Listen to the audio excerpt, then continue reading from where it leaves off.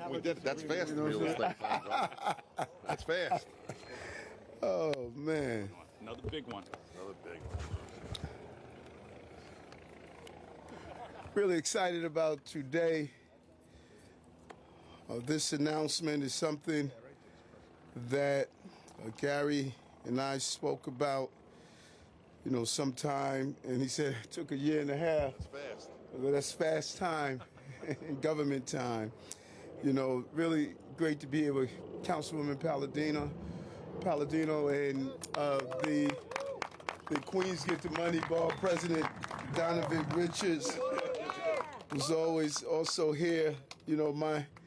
My borough where I grew up as a child, and joined by these amazing men and women who are part of the foundation of our city, members of the building trades and the entire construction industry. Every time we build a new house, we build more dreams and families, but if it's union built, we get a double win for us. Right. We are making sure that the union members who build the housing can afford to live in the housing that they are building. And that's what we're talking about here.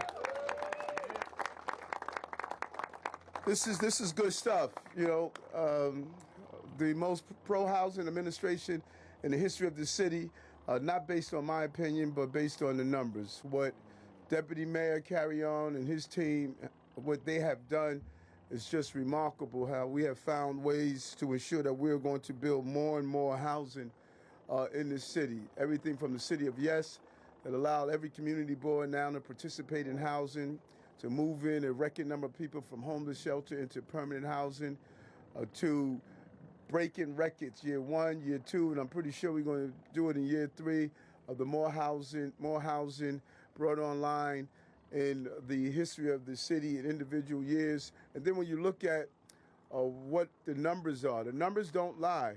When we are done shoveling the ground, we're going to have more housing built in the 12 years of Bloomberg, the 8 years of de Blasio combined. 20 years in comparison to 3.5 years combined, we're doing it. Then including NYCEDC for the first time, including NYCEDC into our housing project. So this is just the way it's supposed to be done. Years and years of both Gary and I talking about how do we make sure that we built this city out in many years. It didn't start when I became mayor. These conversations started many years ago, even as a state senator, and even thoughtfully as a police officer, living on a police officer's salary, trying to find housing. That's why this holistic approach of raising the income of union workers and then building union jobs is really just a perfect combination. That's what a blue-collar mayor is supposed to do. That's what a blue-collar mayor is doing in the city of New York. I was not born with a silver spoon. I had a wooden spoon, and many times there was no food on it. These are wooden spoon people who are standing here on this spot right now. So we know what struggle is, and we know what Miss Mill cramps are about. When you think about this airport, this was the busiest airport in New York City, folks. And look at it. When it was closed down, I was a rookie cop. And Ghostbusters was on top of the movie charts. That's how long this area has laid dormant. In 1984, when it closed, and when you think about it, we're talking about just watching spaces like this remain dormant while we needed new locations. 40 years, this land has just been sitting around for 40 years. When we were talking about needing more housing, we were not looking at location like we see here. And so we're turning over every opportunity, including outdated office buildings, the city's buildings, using my executive order, requiring all of our agencies to review their portfolios and find the city-owned sites for housing. Government can't hold on to space as some form of novelty project when people could use those spaces to build housing, and that's what we're doing. Hats off, I don't know if he's here, with First Deputy Mayor Randy Mastro. He has really taken the bull by the horn to make sure that we find every vacant spot and location that we own to not be part of the obstacles, but be part of the solution. Housing is what's needed. And this project will build and will bring energy and housing to College Point. And with the partnership with Cirrus Workforce Housing and ULURP Incorporated to build these new homes, create thousands of new jobs, and open 80 acres of public space. And by incorporating nature and sustainability design into the proposal, we are making the right way to integrate the new homes into the surrounding wetlands. So we're protecting nature, but making sure we're protecting children and families to have the housing they need. And administration after administration have all tried, but we mastered the ability of landing a plane on difficult tasks and difficult actions. That's what union members do. We know how to make something out of nothing and to build upon that. So I want to thank, again, Deputy Mayor Adolfo Carrion, EDC President Andrew Kimball for their tireless work on this project, and we're also making sure that this creates jobs and homes for working class families. As a result of this historic partnership, we announced last year to develop workforce housing in public lands using union labor. This project will be sponsored by union pension funds and built out by building trade members. Just real win. Real win. Gary used all those years of experience to say we could get a win-win. Union pension funds, building, housing, union labor. Think about that for a moment. Can't get any better than that. And so we said it over and over again.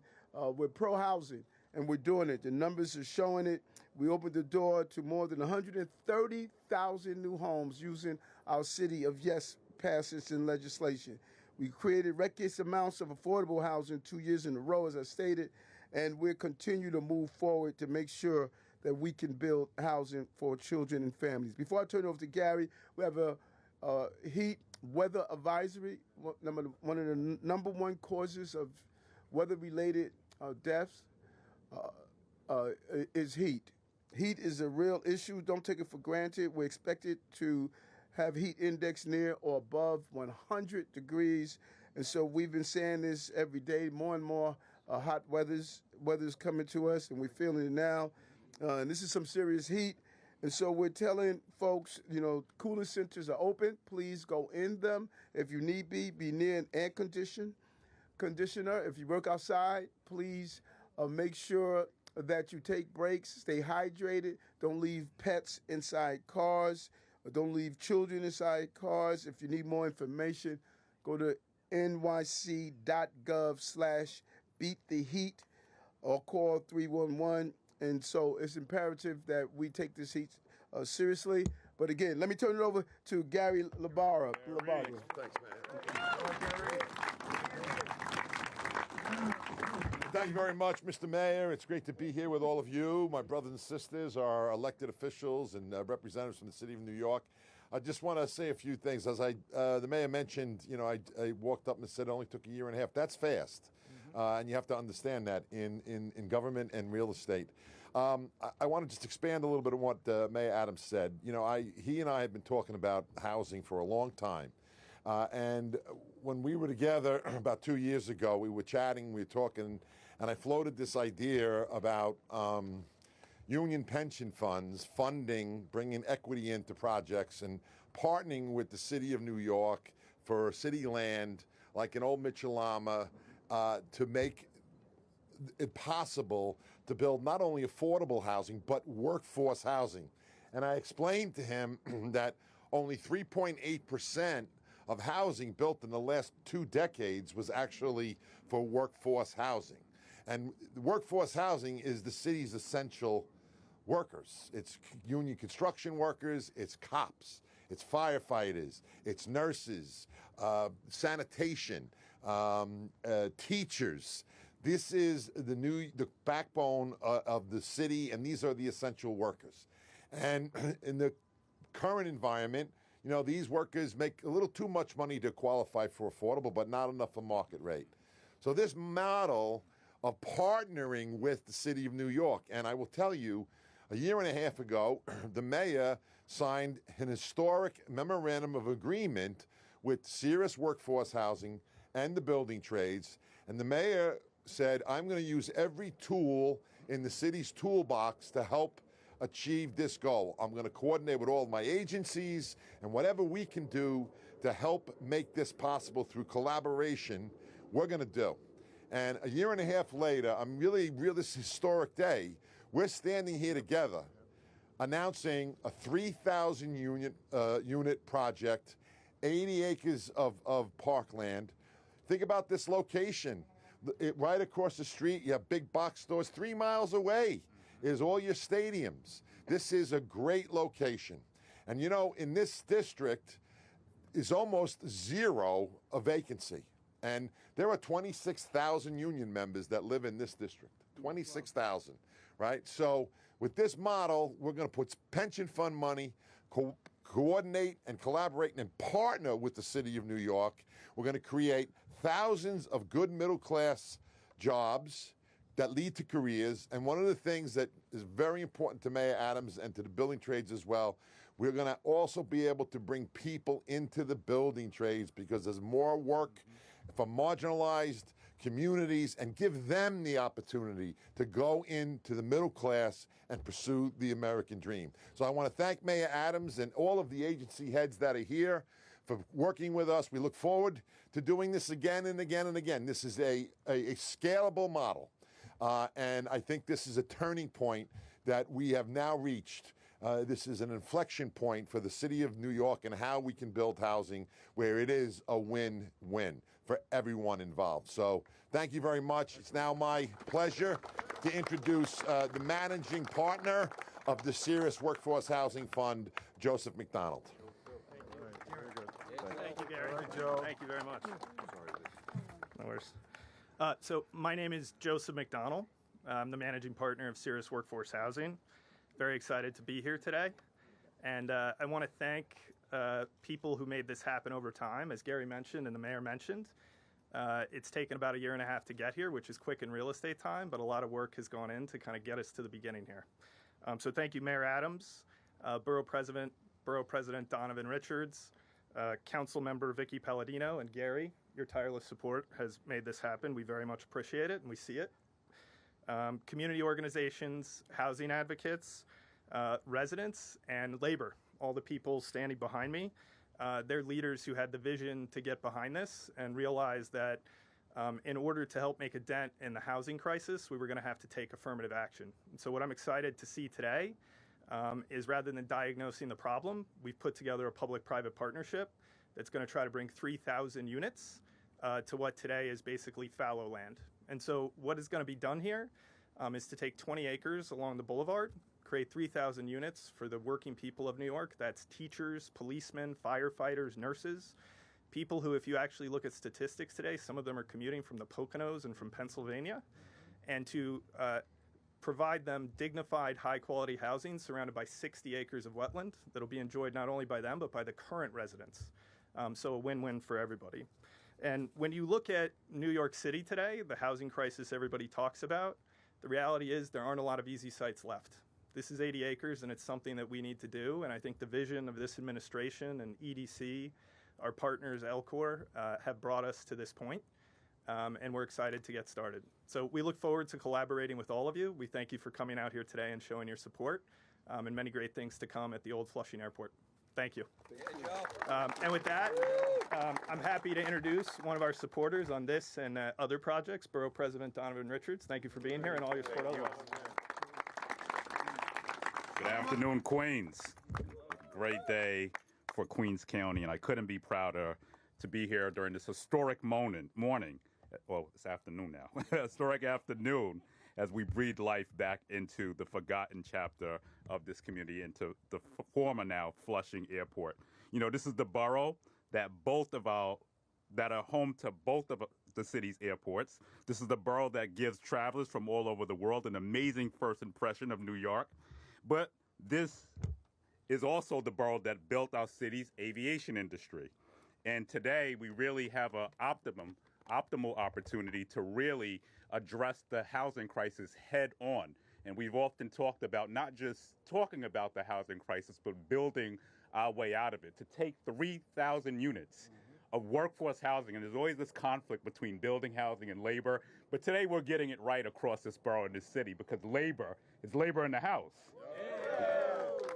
We are saying to the working people of this city that not only are you going to build, but you are also going to be part of building this borough and community as well. And often what we've seen is a lot of our communities, and we've heard this, we hear this every day, many of our neighbors being pushed out of the city who can no longer afford it. The working, the middle class to low-income New Yorkers who don't have an opportunity to stay in this borough and this city. Today, this is part of the transformation of not only just this airport, but Queens is actually leading the way. When we talk about what we're doing in Jamaica, another 15,000 units. Today we'll be releasing our recommendation on Long Island City, another 15,000 units online.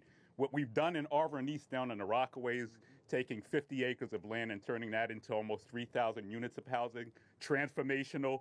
So we are really creating a pipeline for not only our union workers, we look at all the economic development that's happening in Queens, and look at what's happening at Willits Point, the fastest growing, largest affordable housing development built in 40 years. We look at the possibilities. We had at least 2 proposals that are before us at the state. And in a few weeks, we'll also be announcing the redevelopment of the Creedmoor site.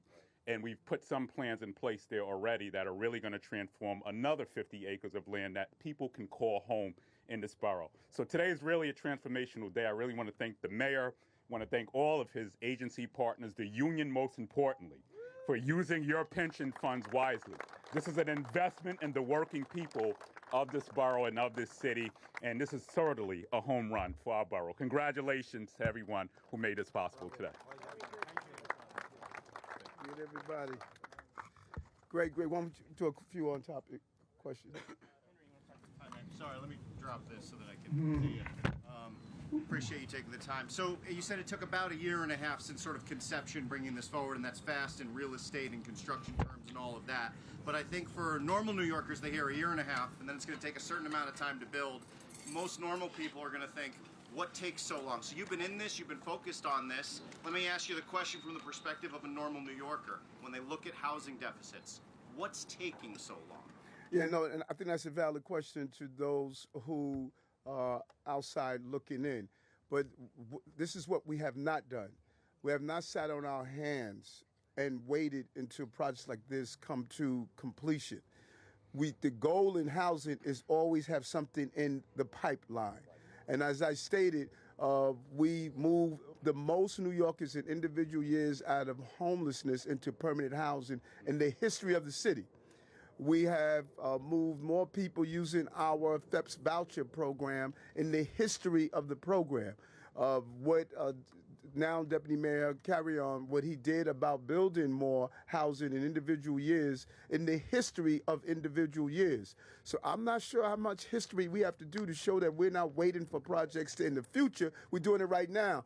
Those buildings you've seen going up in Willis Point, when Gary and I stood there at Willis Point, there was no shovels in the ground. We had nothing but repair shops and junkyards.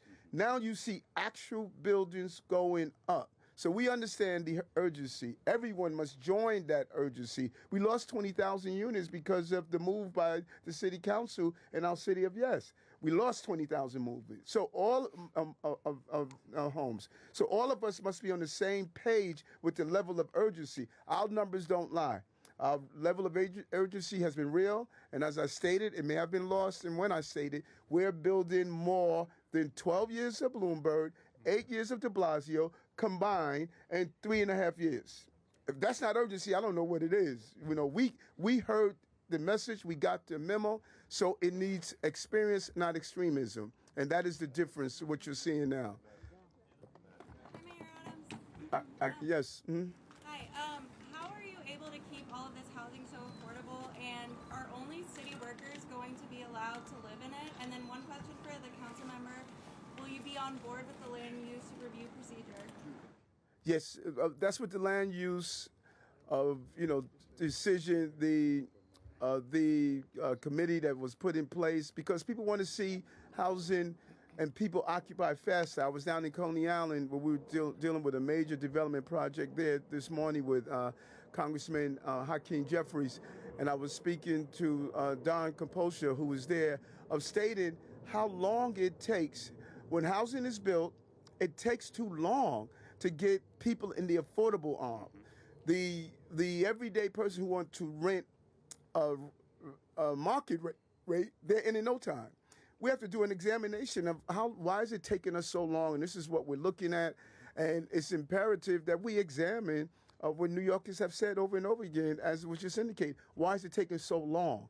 We're doing our job. The process should not be this long. It just takes too long to build housing, no matter how fast we're moving and we're putting points on the board. The process is taking too long. The ULURP process is taking too long. There are too many layers. We need to shorten it substantially. Our action must meet the urgency, and right now it has not been doing that, and that's why we put in place the Charter Commission to look at how do we shorten the timeline, because New Yorkers are asking for that at this moment. Adolfo, you want to talk about she was asking about who's moving in? Yeah. So, just in terms of the sense of urgency, I want to put it in context, and the mayor said earlier, the numbers don't lie. They speak loudly. Deeds are far more important than words. And in this 4-year term, and we're only 3 years and 7 months in, we're just about to report later this week the record number of housing units that we created in the last year. But in one term, in one 4-year term, we will put into construction, into the cycle, available to New Yorkers, from digging foundations to people leasing units, over 100,000 units. Over 100,000. So when you ask about, sort of the urgency of the moment, this administration stepped up to the challenge of history. History gave us a 1.4% vacancy rate. History gave this mayor a city that was still climbing out of a pandemic economy, and it's been the quickest, most aggressive turnaround, and the production numbers speak for themselves, let alone 5 neighborhood plans that are going to generate 50,000 units of housing over the next decade, and the massive rezoning. The mayor referred to City of Yes for Housing Opportunity that will create another 80,000 units of housing over the next 10 to 12 to 15 years. That is being responsible to the moment that you've been given. And so the process does take long, but the agency who's responsible for running the lottery is doing a full court press on process improvement to ensure that New Yorkers can get into those affordable housing units as quickly as possible. All right, last question, Kelly. Hi, Mr. Mayor. Kelly, how are you? Good. How are you? Good. I guess I had a similar question. Okay. The assurances, it's been a year and a half to get here, but how do you assure New Yorkers, 3,000 units sounds great, but it's not today. And that's, what assurances do you have as part of the project to make sure that it's meeting the timeline and that it gets done quickly? Yeah, I think the best insurance for the future is look how successful we were in the past. I don't know if this is resonating. We did more than 20 years of 2 mayors combined while inheriting an asylum seeker crisis, while inheriting COVID, while inheriting a crime crisis. While we build housing, we took 22,000 illegal guns off the streets so we can make it safe for tenants. There has to come a point when we are analyzing it and come to the same results that bond raters are coming to. The bond raters raise our bonds for a reason, that no matter what you threw at this administration, they were able to successfully turn around the economy. More jobs in New York in the city's history. Broadway had the greatest 12 months that they had in history. Shootings and homicides at the lowest in recorded history in the last six months. No tax on working class, low-income people in the city because of our axe to tax phenomenon. More small businesses are operating in the city's history. I mean, when do we come to the point of saying, damn, this guy did one hell of a job? We got to reach this. What else we need to do? We have to come to a point where we said, no matter what they threw at him, we saw a union member, working class mayor, what these guys do every day. Every day, they have to make it happen with what they have. And that's what we did. And so if you want to know how committed we are for the future, just take a peek into the past, into the current, and you'll see that you can bet your dollar on New York, and you can bet your dollar on this administration. Okay, got to bounce.